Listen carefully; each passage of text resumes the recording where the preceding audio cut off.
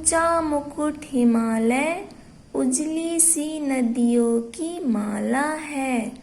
ऊंचा मुकुट हिमालय, उजली सी नदियों की माला है। बार बार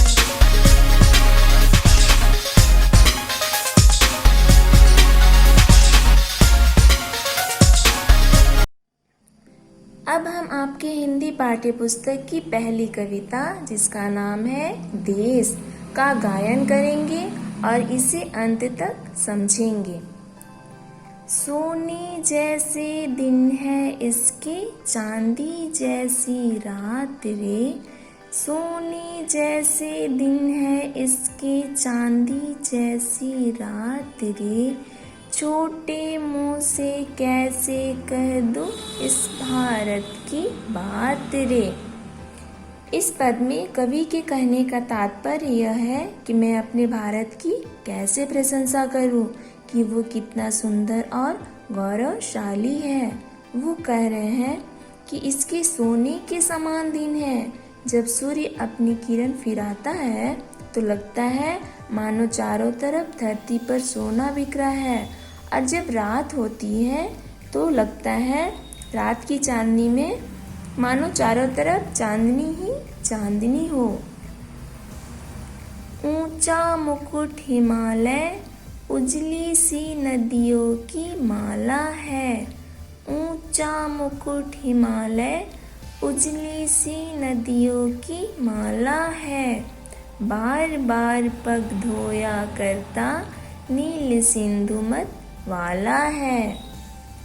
इस पद में कवि भारत का मुकुट हिमालय को कहा है और इसके चारों तरफ नदियाँ इस तरह बह रही है मानो कि माला हो। नील सिंधु का मतलब होता है सागर, नीला सागर। मतवाला का मतलब मस्त। नीला सागर मस्त होकर इसके पैरों की पूजा करता है। अनुपम सुंदरता ने दी है सारी जग को मात रे।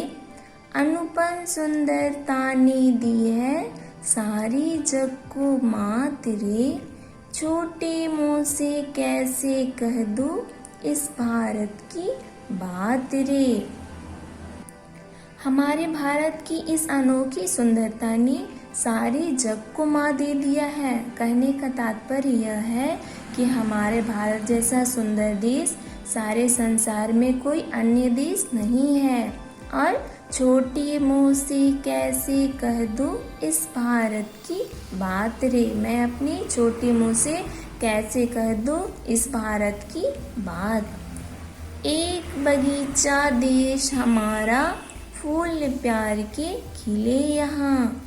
एक बगीचा देश हमारा, फूल प्यार के खिले यहाँ। अलग अलग है रूप रंग पर, सभी प्रेम से मिले यहाँ। कवि ने हमारे भारत देश को एक बगीचे के समान दर्शाया है। जिस तरह से एक बगीचे में रंग बिरंगे फूल खिलकर उस बगीचे की शोभा और सुंदरता को बढ़ा देते हैं, उसी तरह हमारे भारत में तरह तरह के भाषा और संस्कृतियों के लोग निवास करते हैं। सबके रूप रंग अलग अलग हैं, पर सब यहाँ प्रेम से मिलकर के रहते हैं।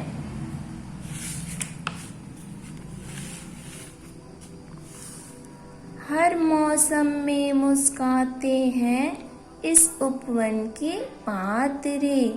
हर मौसम में मुस्काते हैं इस उपवन के पातरे।